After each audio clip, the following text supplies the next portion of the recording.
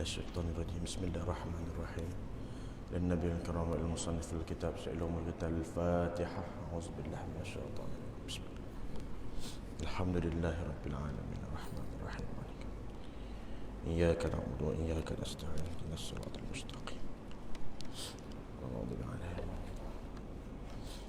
أعوذ بالله السميع العليم من الشيطان الرجيم بسم الله الرحمن الرحيم الحمد لله رب العالمين والصلاة والسلام على أشرف الأنبياء والمرسلين سيدنا محمد بن عبد الله وعلى آله وصحبه أجمعين نوينا التعلم والتعليم والتذكر والتذكير والنفع والانتفاع إفادة والاستفادة ودعاء إلى الهدى ودلالة على الخير والحث على التمسك بكتاب الله وسنة رسوله صلى الله عليه وعلى آله وصحبه وسلم ولا حول ولا قوة إلا بالله العلي العظيم وصلى الله على سيد المرسلين وعلى آله وصحبه أجمعين والحمد لله رب العالمين وثم أما بعد السلام عليكم ورحمة الله وبركاته. Alhamdulillah, syukur kepada Allah Subhanahu wa taala atas limpah kurnia dan belas ihsannya Allah taala. Allah memberikan kita pelbagai nikmatnya dan rahmatnya. Allah meletakkan kita di tempat yang baik, dalam majlis yang baik, dengan niat yang baik. Mudah-mudahan menjadi asbab kita mendapat kebaikan dunia dan akhirat insya-Allah taala. Kita berada di tempat yang baik seperti mana yang disabdakan oleh baginda Rasulullah sallallahu alaihi wasallam, ahabbul biladi ila Allah masajiduha wa abghadul biladi ila Allah aswaquha.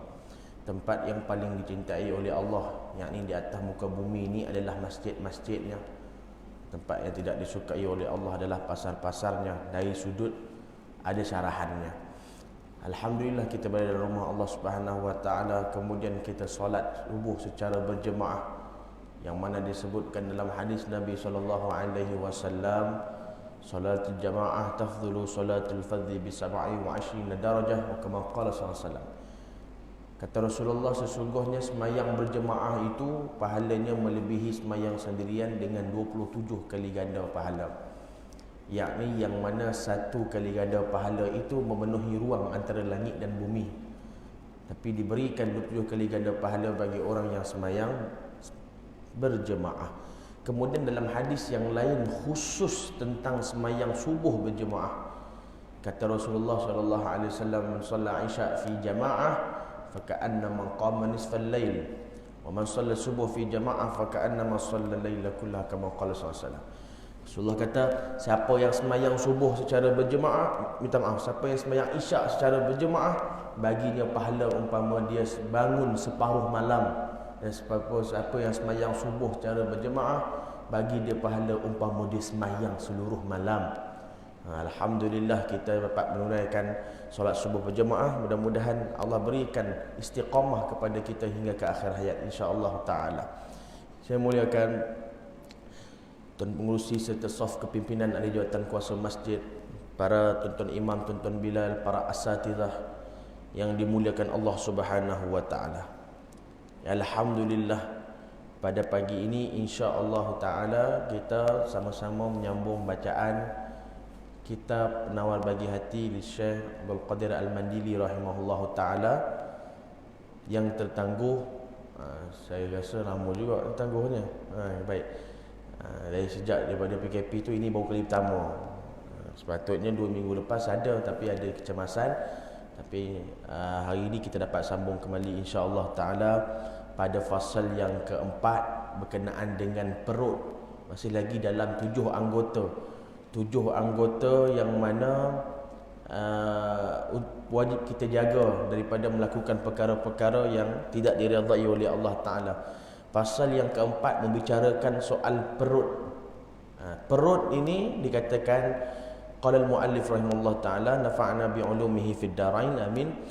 Ketahuilah bahawa Allah Ta'ala menjadikan bagimu perut kerana beberapa faedah keagamaan dan beberapa faedah keduniaan.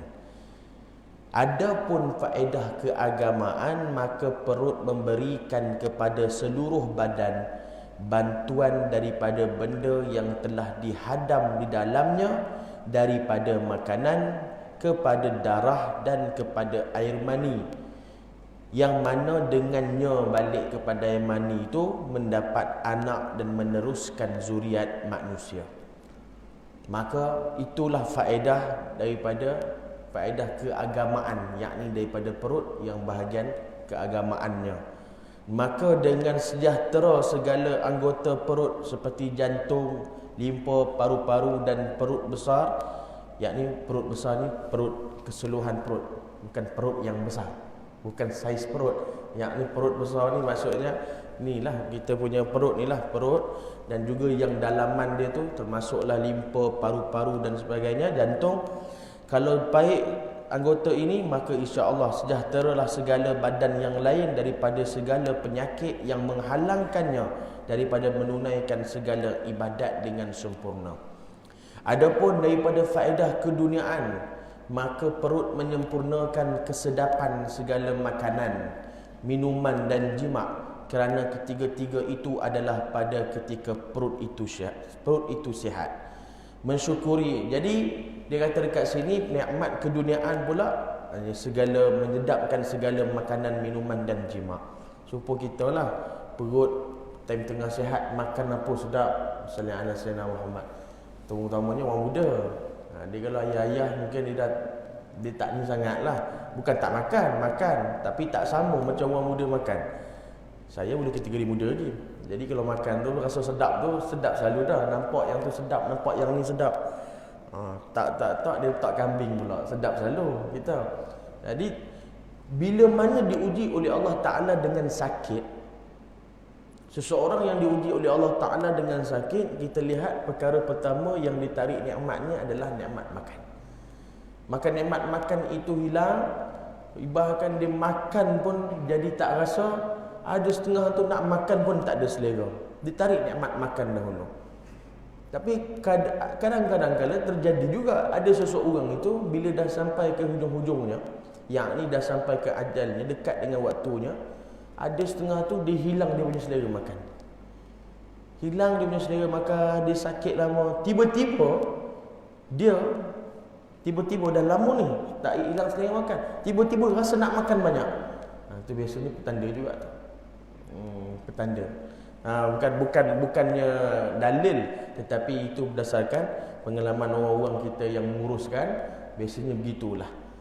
Bahkan ada orang yang sakit lama, doktor kata macam payah nak baik, tiba-tiba sihat. Itu yang tiba-tiba sihat tu pun alhamdulillah, kita syukur. Jangan tiba-tiba sihat, Allah kenapa kau sihat? Kenapa pula? Tu tanda tak jalan tu, bukan macam tu. Tak semestinya. Tapi dikatakan berdasarkan pengalaman. Jadi saya pernah lihat benda tu depan mata saya sendiri, pengalaman dia dengan arwah ayah saya. Masa tu arwah ayah saya masa dia sakit lama, dia kena kanser. Jadi lama sakit dia, dah setahun 2 tahun lebih. Lepas tu bila dia dah satu hari tu tiba-tiba dia sembuh lah. Dia sembuh, dia ni semua. Doktor pun cakap okey, dia okey. Hari Selasa tu keluar wad. Hari Selasa keluar wad, doktor kata okey, dia dah sihat, dia punya jantung dah okey, semua ni okey. Okey semua lah, okey belaka lah. Jadi kita punya hakikat ni tu macam seolah-olah penyakit tu dah keluar. Maksudnya dah habis dalaman dia tu, dah keluar penyakit tu. Hari Jumaat dia meninggal. Sallallahu alaihi wasallam. Tapi bukan dalil. Bukan maksudnya kita tiba-tiba kita sakit, tiba-tiba kita sihat, takutlah kita. Adakah ini petanda? Tak semestinya. Kerana maut dan ajal itu tidak mengenal sama ada kita sakit ataupun tak sakit. Kalau sampai waktunya, maka kita akan menghadap Allah Ta'ala. Dan cara mensyukuri nikmat perut ialah dengan memeliharanya daripada makan yang haram dan yang subhat. Subhat ni maksudnya benda yang mana tidak diyakini halalnya dan tidak diyakini haramnya. Yakni syubhat. Maksudnya was-was dengan makanan tersebut. Halal pun tak, nak kata halal pun tak, nak kata haram pun tak. Jadi orang-orang yang wara', mereka meninggalkan yang syubhat. Adapun orang awam, mereka memakan juga yang syubhat. Kerana dia ada dua timbangan di situ, mungkin halal, mungkin haram. Tapi bagi orang awam banyak dia buat macam ni. Mungkin halal, mungkin haram. So bolehlah makan. Kan mungkin haram, dia mungkin halal. Dia ambil yang berat ke halal. Tapi orang-orang yang warak dia lebih ambil yang berat, mungkin haram. Jadi kalau tak makan pun tak ada masalah. Benda banyak makan dalam dunia ni. Dan dalam dunia ni banyak makanan yang memang sah-sah halal. Jadi yang jelas halal ini untuk kita ambil al-halalul bayyin, halal itu jelas, wal haramul bayyin, yang haram juga jelas. Jadi yang tengah-tengah ni kita jaga. Bahkan orang yang menjaga yang daripada makanan syubhat ini, inilah yang dipanggil warak. Walaupun istilah orang warak ni orang Melayu kita guna kadang-kadang salah juga. Tengok pakai kepiah, pakai serban, warak orang ni. Warak juga yang tu. Dia warak yang hakikinya. Hakikat warak ni adalah orang yang menjaga daripada melakukan perkara yang syubhat. Itu warak. So zuhud. Ada zuhud, ada orang memang zuhud. Jadi zuhud ni satu sifat dalam hati yang mana sifatnya itu dia seorang zahidun yazhadu, seorang lelaki yang zuhud daripada zuhud kepada benda keduniaan. Maksud zuhud kepada benda keduniaan, dia dalam hati tu tak ada rasa nak pada benda tu. Itu zuhud. Tapi orang kita tak rela, dia tak gitu. Dia tengok pakai baju lusuh, kereta buruk, zuhud. Minta maaf saya sebut ni hakikat, saya bukan kata kat orang tu. Itu bukan zuhud, itu miskin. Memang betul, memang hakikat dia tak ada duit orangnya. Miskin dunia lah, akhirat mungkin dia kaya. Ada orang gitu. Jadi kalau orang tu kita kata zuhud, zuhud ni adalah orang tu sendiri tahu dia.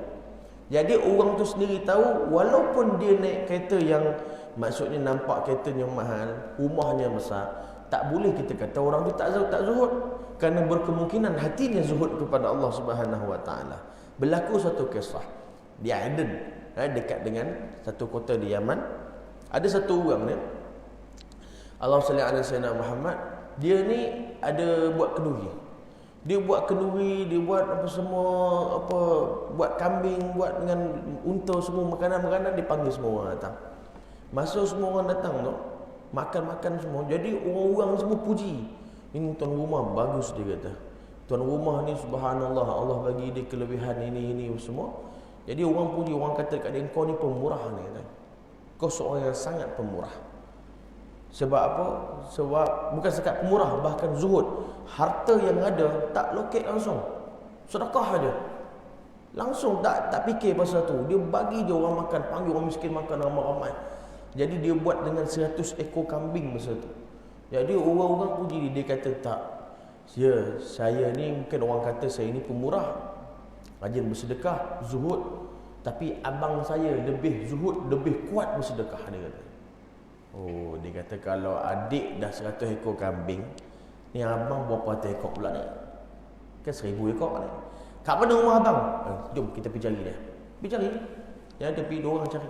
Dia pergi cari sampai kat rumah tu, tanya mana rumah si fulan bin si fulan. Okey, ada kat situ. Dia pergi. Dia sampai depan rumah tu, dia macam pikak 2-3 kali dah. Sebab rumah tu buruk. Rumah dia kata, ini rumah macam rumah Datuk Hercules yang Doremi jumpa lautan tu. Tak. Dia rumah tak kukuh ni. Ini rumah bukan sekat naik, bersin pun boleh roboh ni. Risau. Tapi betul ke orang ni? Tak apalah. Dah adik dia kata, kita pergi dulu. Mungkin dia duduk rumah sebab dia kata zuhud. Mungkin dia pilih rumah yang susah, tapi duit banyak. Tak apalah, kita masuk. Assalamualaikum. Lepas tu dia kata dia jadi tetamu. Ni dulu daripada zaman Nabi, memang ada yang datang nak jadi tetamu, boleh duduk tumpang rumah dia 3 hari. Sekarang tak dengan sembarangan. Dulu tak apa. Sekarang jangan sembarangan. Datang satu orang, saya nak tumpang rumah awak 3 hari. Silakan. Kalau tak kenal jangan cari pasal. Takut esok bangun-bangun cekah rumah. Panggil esok buka paip air pun dengung rumah. Kalau berdengung rumah tu faham-faham lah tu, rumah kosong lah tu. TV, peti ais semua kena angkut lah. Jadi bila mana dia kata sampai nak duduk rumah 3 hari, yang si orang ni pun kata silakan duduk tumpang rumah dia. Jadi dia pun ambil makanan. Dia ambil satu cawan, dia ambil air lah, kopi kan. Buat kopi, letak kopi. Dia ambil roti tu. Roti tu kepak doang. Roti macam biskut kering tu lah kan. Sini panggil biskut.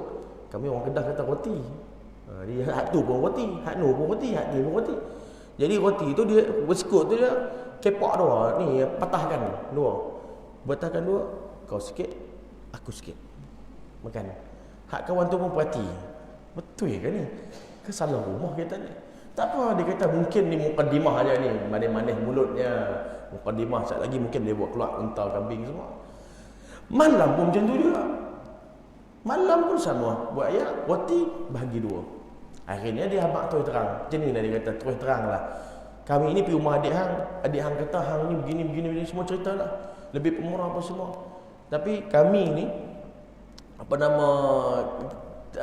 percayalah dengan kata-kata adik hang tu. Tu yang kami main sini. Lepas tu apa yang dikatakan oleh abang? Adik aku cakap aku lebih zuhud. Ya. Adik aku cakap aku lebih pemurah. Ya. Betul lah tu. Tak mana betul ya? Roti pun bagi dua. Dia 100 ekor kambing. Ni roti bagi dua. Macam mana? Adik aku tu dia kata duit dia banyak. Duit dia banyak. Setakat 100 ekor kambing tak cuit pun duit dia. Aku ni kes pagi makan pagi, kes petang makan petang. Ayat dengan roti yang aku bagi hang makan tu, itulah harta aku yang satu-satunya. Aku pergi cari kerja, aku dapat roti. Malam aku kerja, aku dapat roti. Jadi bila aku bahagi separuh roti, seolah-olah aku dah bagi separuh harta aku. Jadi dekat sini, maksudnya tuan-tuan yang dimuliakan Allah Ta'ala, orang yang sedekah 500 dengan orang yang sedekah RM1, kadang-kadang yang RM1 itu lebih bernilai bila dia tengah tak ada duit. Orang yang ada duit banyak, dalam bank dia ada RM1 juta, setakat dia bagi RM500, ya bukan tak ada pahala, pahala ada. Kita katakan nilai kuantiti itu tidak memberi kesan kerana kualiti itu. Jadi kalau kita sebut zahid ataupun zuhud, mesti kita nampak abangnya lebih zuhud ataupun adiknya lebih zuhud ataupun abangnya lebih zuhud. Dari segi itulah hakikatnya dua-dua zuhud. Adik zuhud, abang pun zuhud. Sebab apa? Dua-dua tak mau kepada keduniaan. Tapi Allah nak bagi, Allah bagi. Al-Habib, Sayyidil Habib Al-Marhum Abdul Habib Abdul Qadir As-Saqqaf, satu orang ulama wali qutub min awliyaillah di kota Jeddah satu ketika dulu, almarhum. Beliau ni hebat. Datang satu orang bawa duit seguning duit, letak depan dia. Nah duit, aku sedekahkan, aku hadiahkan dekat kau. Habib cakap terima kasih, aku terima. Habib terima dulu. Jadi orang yang tak faham dia, terima juga. Patutnya jangan tolak. Dia ustaz jangan ambil duit ni. Kalau orang lain tak apa. Ni ustaz pakai kereta mahal-mahal ni macam mana dia? Habib itu tak apa bagi. Lepas tu Habib pun, orang tu pun balik. Habib pun panggil anak murid dia, jom start kereta. Pusing round satu Jeddah, cari orang miskin, belum petang balik guning dah kering. Tak fikir langsung pasal duit, tapi kehidupan beliau hidup dengan keadaan senang. Maksud saya, dia bukan, jangan bayangkan beliau dapat duit banyak, bagi sedekah-sedekah ke orang tu, hidup dia macam mana? Dia maksudnya hidup susah. Tak semestinya. Kerana zuhud bukan pada pakaian, bukan pada harta, bukan pada kereta, bukan pada cara dia. Zuhud adalah dalam hati. Ada kadang-kadang orang yang duit banyak lebih zuhud daripada orang yang tak ada duit. Hakikat dia, bukan maksudnya semua, tapi ada. Dia tak ada duit, duduk dalam rumah, setiap kalam sebelum tidur, duduk fikir, nak cari duit. Macam mana nak cari duit? Macam mana nak buat duit? Macam mana dalam kepala. Ada orang kaya, subhanallah, duit sedekah, buat amal, bagi masjid, bagi surau, tak fikir. Tapi Allah nak bagi dekat dia, maka rezeki dia lah. Sama juga macam tawaduk. Tawaduk bukannya pada perbuatan. Tawaduk adalah dalam hati, yakni ikhlas. Ikhlas berada dalam hati, bukan pada luaran. Sehingga kan ada satu orang wali min awliyaillah salihin di Kedah sana, nama Pak Sumit. Satu orang jumpa dengan dia, ada orang tu cerita pasal ikhlas. Saya ni, dia cerita masalah dia, saya ni ikhlas. Saya buat ikhlas, tapi dia orang buat macam ni kat saya ikhlas. Banyak kali sebut ikhlas. Akhirnya Pak Sumit sebut apa? Ikhlas tu najis. Najis tu ikhlas. Kawan tu dah jam dah. Ikhlas najis, najis ikhlas. Apa ni? Apa kaitan najis dengan ikhlas ni? Apa kaitan ni? Apa cerita ni? Akhirnya dia tanya kepada orang yang lebih senior yang selalu hadir. Sebab wali-wali Allah ni, orang lama-lama ni, dia cakap kias banyak. Dia bila dia tengok balik, tanya dengan orang yang rapat, orang yang rapat tu beritahu maksud najis tu ikhlas. Yang Pak Sumit sebut tadi tu apa? Apa maksud ikhlas tu najis? Dia macam najis. Kita kalau lepas buang najis, ada tak kita fikir lagi pasal najis tu? Tak ingat dah pasal najis tak? Tuan-tuan tak ingat dah, takkan fikir balik tadi warna apa tadi? ke macam mana cara keluar tadi? Dia tak fikir dah. Dia tak fikir dah. Lupa dah. Benda tak penting. Memang takkan ingat dah. Itulah ikhlas. Tapi disebut-sebut lagi. Itu tak ikhlas nama dia. Kadang-kadang siap sebut, saya ikhlas ni. Dia sebut pula ikhlas tu. Yang ikhlas benda dalam. Benda dalam.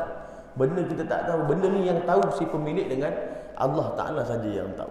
Maka sebab itulah kita ni ada perkara-perkara yang kita perlu tahu istilah-istilah dia dengan hakikatnya supaya kita tidak tersalah guna. Baik zahid, baik warak, baik soleh. Dok kadang janggut panjang pun warak kita. Panjang janggut dia warak betul lah. Janggut dengan warak tak ada kaitan. Dan yang tak ada janggut tak warak ke macam mana tak? Tuan-tuan yang dimuliakan Allah Ta'ala.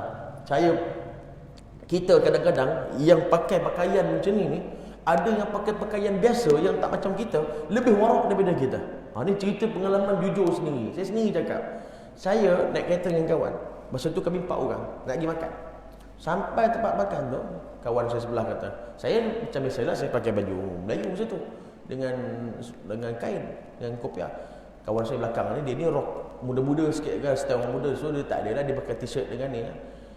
Tapi orang masya-Allah lah, orang baik lah. Dia kata sampai-sampai situ, member sebelah yang bawa kereta kata, boleh makan sini. Saya pun tengok, okey boleh lah makan sini, lapar ni. Tu yang kat belakang tu, kejap. Dia tapi cari tempat lain lah, dia kata. Kenapa? Yang masak pun tak pakai tudung, dia kata. Saya time tu kata, tertampar juga sebenarnya. Tak, aku yang pakai kopiah ni pun tak ternampak, tak selidik benda-benda tu. Asal haram ke makan dengan orang yang masak tak pakai tudung? Dia tak haram. Dia bukan haram maksudnya haram dekat sini makanan tu haram. Tapi kita nak menjaga makanan yang kita makan biarlah dimasak oleh orang-orang yang menjaga syariat Allah, bukan orang-orang yang melanggar perintah Allah Subhanahu Wa Taala. Tapi ada orang yang tak kisah. Asal boleh lah ustaz, asalkan dia bukan masak babi sudahlah. Memang tak masak babi, tapi dia tu perbuatan dia itu dengan jelas dengan zahir. Kita nahkum 'alal zawahir wallahu yatawallas sarair. Kita menghukum yang zahir. Yakni kalau zahirnya dia jelas-jelas. Kalau yang pakai tudung, yang pakai kopiah tak semestinya dia baik. Tapi yang tak pakai tudung sah-sah tak baik. Jelas maksud saya. Yang menutup aurat tidak semestinya dia bagus, dia baik. Tetapi yang tidak menutup aurat jelas dia tak baik kerana dia telah melanggar perintah Allah. Sudah. Tapi hati dia baik. Pandai dia, kita tahu hati orang. Ni masalah dia. Ni kita tak tahu don't touch the book by its cover. Cover pun tak ada. Dia memang tak ada cover kat kepala dia. Jadi dia memang jelas-jelas melanggar perintah Allah. Maka orang yang menjaga makanan dalam perut dia tidak akan makan sembarangan. La yakulu ta'amak. Minta maaf. Hatta kita kalau nak bagi makan pun digalakkan la yakulu ta'amak illa taqi. Nabi kata, kama tidak makan makanan, yakni kau jangan beri makan, kalau boleh beri makan kepada orang yang bertakwa. Ini kan pula kita nak makan. Kita nak makan kita pilih daripada orang yang bertakwa. Supalah kita, tapi kita ni adat-adat orang kita lah, biasalah. Kalau yang biasa kita orang lama-lama, hatta saya pun pernah merasai suasana tu sebab saya daripada kampung. Biasa kita ni, orang Melayu kita ni kalau pergi mana-mana nak beli barang, nampak yang pakai kepiah sikit, ketayap sikit tu, situ kadang-kadang rasa puas sikit nak beli. Walaupun tak semestinya orang tu betul, tapi kita rasa puas. Jadi dulu kami kat kampung macam tu lah, kalau nak pergi beli ayam kat market tu, tengok round dulu, pakai kepiah, pergi beli. Kata, padahal pakai kepiah tu pun boleh tahan juga, petang sekali minum ekor juga. Tak semua, tapi ada juga macam tu. Sini saya cerita ni benda berlaku kat tempat saya, kat kampung saya. Dia ada pakai kepiah. Kadang-kadang tu cabut sat, bola poket, masuk beli nombor, keluar pakai balik, boleh juga macam tu. Ada je dah tu main. Tapi tak semua. Maksud saya tadi bukan kita nampak zahir dia okey lah. Tapi yang benda-benda dibuat kat belakang, tahu tak tahu. Sudahlah, tak tahu sudahlah. Tapi yang paling penting kita sebagai umat Nabi Muhammad bukan kita menghukum, kita mendoakan seseorang tu jadi baik dan kita jadi baik. Ya kan sudah. Memanglah betul orang tu tak pakai tudung, orang tu tak tutup aurat. Betul benda tu salah. Kita tak boleh tegakkan benang yang basah. Tapi dalam masa yang sama, kita tahu benda itu salah dan kita mengatakan benda itu salah. Dalam masa yang sama, kita mendoakan dia mendapat kebenaran di sisi Allah Ta'ala. Baik. Dan memelihara, antara satu lagi cara nak menjaga syukur dengan nikmat perut, pelihara daripada bersangatan kenyang. Yang ni kita cerita sekejap lagi, yang dekat last dia. Tujuan memelihara perut dari yang haram dan subhat, maka engkau hendaklah sungguh-sungguh memelihara perut daripada yang haram dan subhat kerana 3 perkara. Pertama, kerana takut daripada seksaan api neraka. Ini firman Allah, na'udzubillah minasyaitanir rajim. Innal ladzina ya'kuluna amwalal yatama zulma innama ya'kuluna fi butunihim nara wa sayaslawna sa'ira. Sesungguhnya orang-orang yang memakan harta anak yatim secara zalim, sebenarnya mereka itu hanyalah menelan api ke dalam perut mereka, dan mereka pula akan masuk ke dalam api neraka yang menyala-nyala. Allah Rabbi, ni makan benda haram, makan harta anak yatim. Bahaya tu. Kita Ustaz Nasrullah Muhammad, ni biasa jadi dekat mana bila kita yakni ada anak saudara ke, anak abang kita, anak kakak kita ataupun anak adik kita, kalau kita jaga ke, kita bela ke, ingat ada bahagian dia kat situ. Kadang-kadang dia kecil lagi. Bila dia kecil lagi, duit tu jangan buat kita ambil kat kita. Kita ambil kalau nak guna untuk dia, untuk si anak yatim tu tak apalah. Tapi jangan kita guna. Kita ni pemegang amanah je dikira waktu tu. Sebab budak tu dia masih lagi kecil, jadi dia tak mampu menggunakan duit dia. Jadi kita pegang duit dia untuk dia. Jangan kita dapat duit tu tukar RM10 kita. Tak boleh tahan lagi. Pergi tambah owning rumah, buat dapur baru berbesar dapur. Dapur dengan dapur, bukan sekadar dapur, dengan jamban-jamban berbesar. Nak tidur agaknya. Jadi duit daripada harta anak yatim. Allah jaga anak yatim ni. Tuan bayangkan dalam Al-Quran, dalam suratul Kahfi, Allah Ta'ala firman, wa ammal auzubillahi minasyaitanir rajim wa ammal jidaru fakana li ghulamaini yatimaini fil Madinah. Ini cerita surah Kahfi kita baca pagi Jumaat. Wa ammal jidar fakana li ghulamaini, dinding yang Nabi Khidir alaihi salam punya cerita tu, yang buat dinding. Wa kana li ghulamaini yatimaini fil Madinah, ada 2 orang anak, 2 orang budak anak yatim. Ya, fil Madinah, wa kana tahtahu, di sebalik dinding itu, di sebalik bawah itu, wa kana tahtahu kanzul lahuma, ada harta anak-anak yatim tu. Jadi dilindung, dibuat dinding tu supaya apa? Sebab dinding dah nak roboh. Bila nak roboh, nanti harta tu akan naik. Bila harta tu naik, orang kampung kan pitaram tanah tu, pitaram harta tu. Sebab budak-budak ni anak yatim, dia tak ada mak ayah.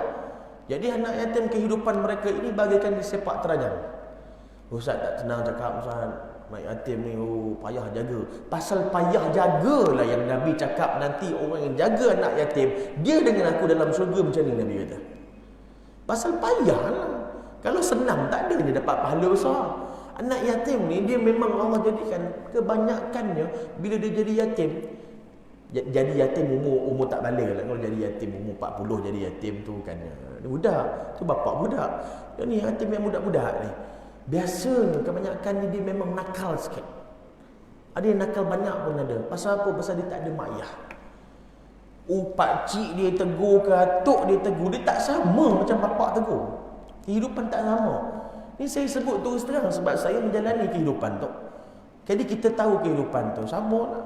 Saya hidup daripada saya umur, saya 11 yatim. 12 tahun saya yatim piatu. Masa saya umur 12 tahun saya dah jadi yatim piatu. Jadi memanglah kita, tapi saya taklah nakal sangat. Fikirlah sikit je lah. Jadi adalah nakal tu. Kita faham maksud dia tu. Tapi paling sensitif bila orang marah pada anak yatim, dia mention perkataan yatim. Ini banyak orang kita. Inilah kesilapan budak tu, makin keras kepala, makin degil dia, makin ketegak orang Kedah kata. Pasal orang atuk dia atuk selalu sayang. Atuk ni cucu kot mana pun, dia dulu orang kata Tok Wan ni duduk tengah tidur, dulu orang Kedah kata lah, dia tidur atas para tu, atas pancing tu kan, dia tidur atas para. Cucu lompat terjun duduk atas dada, terjun atas dada Tok Wan. Atuk dia, Tok Wan bangun, semput Tok Wan, sampai nak mati lah kan, cuba nak ligat hantu, tak boleh nak nafas. Sebab cucu. Cuba kalau anak terjun atas tu, kena jet dengan pak lah. Tapi sebab cucu ni kok mana pun disayang lebih. Kita tahu Tok Wan sayang cucu. Ni kadang-kadang hak pakcik, kadang-kadang hak jadi cikgu pun, hak jadi cikgu dia pun cakap macam tu. Hang tak sedap nyeri lah, hang tu dah lah anak yatim, mak pak tak ada, perangai jahat pula. Ni pasal apa nak kait dengan benda tu? Ni banyak orang buat macam tu. Dia mention yatim tu kat budak ni. Tu yang dia makin keras kepala, makin degil dia. Tapi orang yang menjaga yatim pahalanya besar, tuan-tuan yang dimuliakan Allah Ta'ala. Jangan cari yatim yang ada mak. Banyak orang ni fokus yatim yang ada mak je. Yatim piatu tak payah. Yatim ada mak, tengok lu mak umur berapa. Ada juga pasien tu. Baik, tuan-tuan yang dimuliakan Allah Ta'ala. Jadi, Allah jaga anak yatim tersebut. Sebab apa Allah jaga harta anak yatim tersebut? Allah hantar Nabi Khidir ketika itu. Sebab dia Allah sebut dalam ayat yang sama, di ulamai wa kana tahtahu kanzul lahuma wa kana abuhuma salihah. Sebab bapaknya dulu orang soleh. Kalau kita tengok terjemahannya, tengok tafsir dalam tafsir Ibnu Katsir, Al-Imam Ibnu Katsir sebut apa? Wa kana abuhuma. Abu di situ bukan bapa yang atas dia.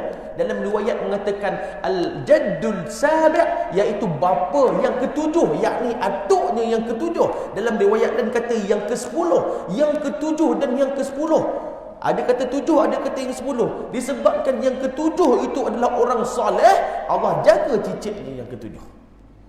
Maka orang yang soleh, yang baik dengan yang suka hadir majlis ilmu, yang cintakan majlis ilmu, yang suka kepada masjid, yang suka ibadat, insya-Allah berkat dia, anak cucu cicit dia Allah jaga. Berkat daripada atuk dia yang ketujuh orang soleh, Allah jaga cicit dia yang ketujuh.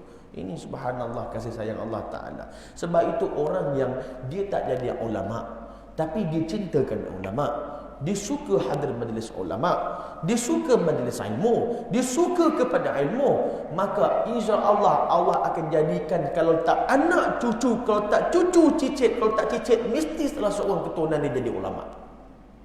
Ini siapa yang sebut? Al-Imam Sufyan Ats-Tsauri rahimahullah taala. Mesti salah seorang akan jadi ulama. Tengok tuan, ulama besar. Satu dunia kenal dia, berdakwah di seluruh negara, bahkan negara Eropah. Al-Habib Ali Al-Jufri, satu orang ulama besar, masya-Allah. Banyak, bukan dia seorang, ulama lain pun banyak. Ni cuma yang ni yang saya tahu sikit, saya mention lah. Banyak lagi di Malaysia pun ada, di Indonesia pun ada. Cuma yang ni yang kita kenal. Habib Ali Al-Jufri, satu orang ulama masyhur dia. Masya-Allah, banyak tempat dia masuk. Negara-negara Eropah pun dia masuk. Bukan daripada bapaknya orang alim, bukan. Bapaknya tu ada jawatan dah level-level menteri lah, pangkat menteri kat Yaman tu. Tapi ayah dia ni, kelebihan ayahnya, setiap kali ada majlis ilmu dia sponsor. Setiap kali ada majlis ulama dia sponsor. Setiap kali aku berkaitan dengan ilmu dia yang akan sponsor. Akhirnya anak dia jadi ulama besar.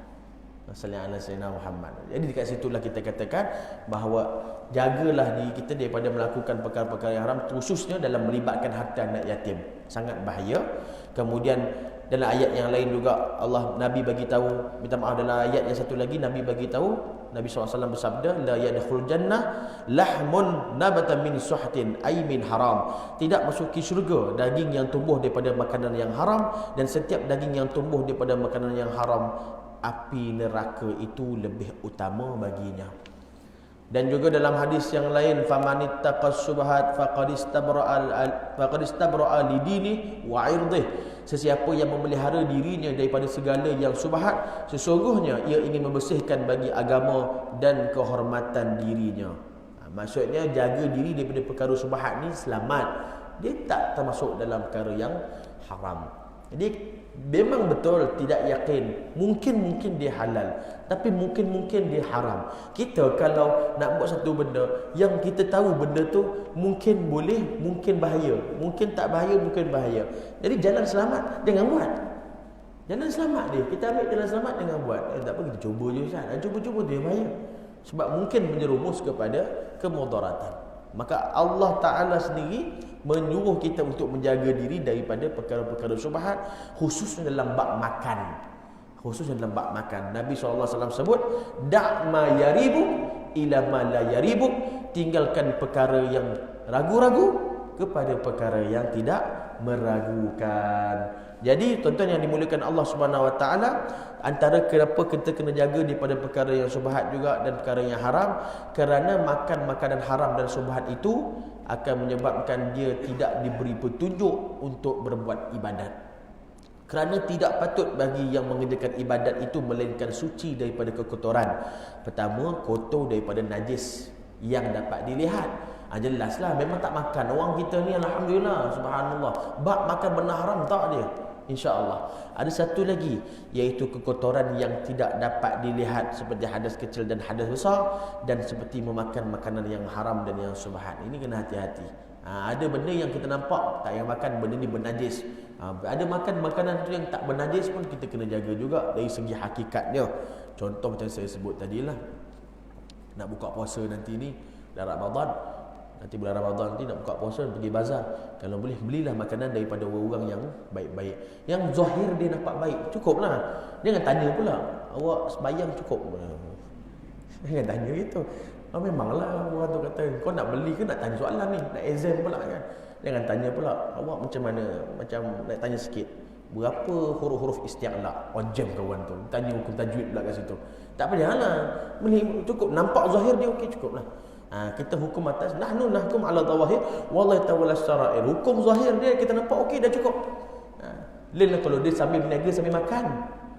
Memang jelas tak puasa. Tak puasa ke? Saya puasa memang tak semayang dia. Memang jelaslah. Tapi jaranglah macam tu. Itu hukum yang zahir sahaja. Baik, yang ketiga, yang terakhir, makan makanan yang haram dan yang subhat itu ditegah daripada mengerjakan kebajikan, dan jika mengerjakan nescaya tidak diterima daripadanya. Dan apa yang dia dapat melainkan hanya kepenatan sahaja. Maksudnya orang yang makan makanan haram dalam perut dia ni, seperti Nabi SAW sebut, kam min shaim, berapa ramai orang yang puasa, laisa lahu min siyamih, dia tidak dapat apa-apa daripada puasanya melainkan dahaga. Dan berapa ramai yang berqiyamul lail tidak dapat apa-apa melainkan hanya berjaga malam saja, pahala tak dapat. La yaqbalu Allah salata mri'in fi jawfihi haram. Allah Ta'ala tidak menerima sembahyang seseorang yang ada dalam perutnya yang haram. Tuan-tuan yang dimuliakan Allah Ta'ala, jadi kita jaga perkara ini supaya tidak terjerumus dan tidak melakukan. Ya, kita makan, kita sebagai awam, kita bukan sebagai orang yang maksudnya yang terlalu menjaga benda tu. Kita menjaga awam, tapi cukup kita melakukan perkara yang zahir sahaja. Tapi kalau macam orang-orang yang ada di peringkat yang tinggi, maqam dia lebih tinggi, dia kalau buat tak mengapa. Kita sebab kita awam, kita buat sekadarnya, cukup. Tapi jangan macam terlalu sangat. Terlalu sangat ni contoh, jom makan ni, saya nak belanja awak makan McDonald, tak boleh, Amerika. Tapi dia lepas tu makan kat kedai sebarangan juga. Tapi dekat sebahagian tempat dia macam ni, dia jangan terlalu. Kita bersederhana. Sebenarnya McD, KFC semua tak ada masalah pun. Sebenarnya benda tu dah diambil alih orang Islam dekat yang Malaysia punya. Jadi kita jangan bimbang lah, tak ada masalah. Jadi maksud saya ni jangan terlalu. Kadang-kadang ada orang dia warak pada setengah-setengah waktu je. Ada setengah-setengah tempat dia warak, ada setengah tempat dia tak warak. Jadi kalau nak jaga betul-betul bab ni, buat secara ikhlas. Ada pun wali-wali Allah Ta'ala, dia orang-orang hebat, dia kalau buat tak mengapa, level dia. Kita jangan. Kita jangan buat begitu. Macam orang kata orang tua dia buruk dengan orang muda, dia loya buruk dengan orang muda, tak apa, sebab dia biasa dia gurau. Tapi orang muda loya buruk dengan orang tua, nampak uduh bangai, nampak kurang ajar betul. Kan ada dia tu, saya tengok orang muda dengan engkau dengan orang tua boleh buruk, nampak tak kena. Tapi orang tua patutnya tak kena juga, tapi dia satu gurauan, tapi tak ada masalah sangat. Jadi contoh macam tu lah. Jadi sebab tu saya kata kalau wali-wali Allah, dia orang jaga pemakanan dia orang dengan cara macam tu. Kalau kita dengar, kita jangan buat, sebab tu level dia. Contoh kita dengar Imam Sufyan Ats-Tsauri pergi kenduri rumah orang, bawa roti sendiri. Ni bila orang kata kenapa bawa roti sendiri, sini ada makanan, sebab aku tak tahu tu makanan daripada mana. Yang ni aku tahu sebab yang ni aku beli daripada orang yang aku kenal. Tapi orang tahu dia siapa, ulama besar, dia wali Allah. Kita jangan buat macam tu, pergi dulu rumah orang bawa mangkuk siar tu tahu. Oh, mangkuk siar. Apa dia panggil? Tu yang banyak-banyak. Mangkuk tingkat tu kan, mangkuk siar tu lah. Mangkuk tingkat tu dia bawa pergi kenduri rumah orang. Orang ingat nak tapau. Biasa ada juga yang bawa pergi tapau rumah orang, dia pun jadi payah juga, tak sedap diri. Pergi rumah orang, pergi ambil bungkui bawa balik. Orang tak ambil tanda, dia dah bungkui dah. Boleh tahan enggak pangan. Tapi ada satu lagi dia bawa, kenapa buat makanan sendiri? Yang ni yang saya masak sendiri, so saya tahu halal dia. Itulah last orang panggil datang kenduri. Tak panggil dah lepas tu. Jadi tak kena dengan cara. Kita ada cara kita, buatlah dengan sebaiknya. Mudah-mudahan Allah jaga saya dan tuan-tuan daripada perkara syubhat, perkara haram, insya-Allah. Dan Allah dorongkan kita sentiasa ke perkara yang baik-baik dan perkara yang bawa kepada kebaikan dan perkara yang bawa kepada maghfirah dan rahmat Allah Subhanahu Wa Taala. Mohon maaf kalau ada terkasar bahasa, ada tersalah bicara, ada terkurang adab, ada terkurang sopan. Wabillahi taufik. Wassalamualaikum warahmatullahi wabarakatuh. Subhanakallahumma bihamdika asyhadu an la ilaha illa anta. Bismillahirrahmanirrahim. Asr. Tawassul.